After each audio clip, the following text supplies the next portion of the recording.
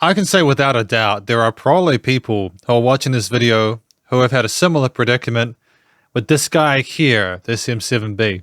And they want to throw that thing out the window. They want to stomp it under the boot. They fucking hate it. And the reason they hate it is because they cannot get it to behave itself. Now, here, we have ourselves a predicament. How do we fix it?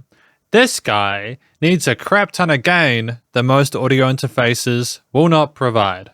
Now, I'm going to show a photo here of my setup.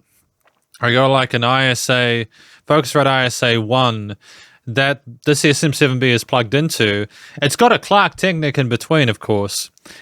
So it goes Clark Technic and then Focusrite ISA 1, and then it goes into a native complete audio interface I have there. There's a slightly cleaner input than my Roland Studio Capture.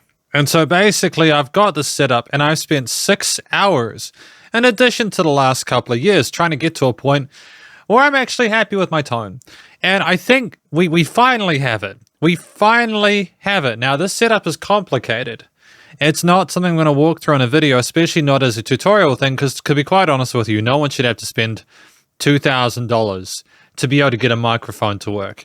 So this is actually a cursory kind of, like general awareness thing. You do not need an SM7B to make YouTube videos. You do not need an SM7B to make music videos. You do not need a Focusrite ISA 1. You don't need a fancy preamp. You do not need fancy speakers. You just need a mic and knowledge and a way to make it work with EQing. Most microphones are easier to work with the SM7B. Just, you don't need an SM7B. I hear the Audio-Technica 80-2020 is a good starting mic. There's a lot of others as well. There's like even a USB or like a junior version of the SM7B, the SM7B or something like. I'm not quite sure the name of it, but like, just bear in mind these are incredible microphones, and I'm finally starting to feel okay with the tone I have in this guy at this point. But you don't need them. I'm wearing headphones, and these headphones hate music. They hate audio. They hate everything that they come into contact with. And they will destroy you. You will think that you have a mic tone that sounds okay, and they'll say, screw you, go back to the chalkboard. And you will do it 100 times for hours, and it will say, no. It sounds too squeaky. It sounds too raw. And these are very sort of like simple things at face value. But when you're trying to balance that with gain staging several preamps, which you need to do for an SM7B, unless you've got a preamp that can handle all the gain internally, which would be pretty impressive. It's part of why Shure released an SM7B with an inbuilt preamp gain recently.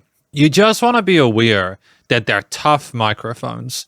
And I would recommend anyone who is getting an SM7B to get a beginner mic first. Just something so they can kind of dip their toes into the water of getting things handled.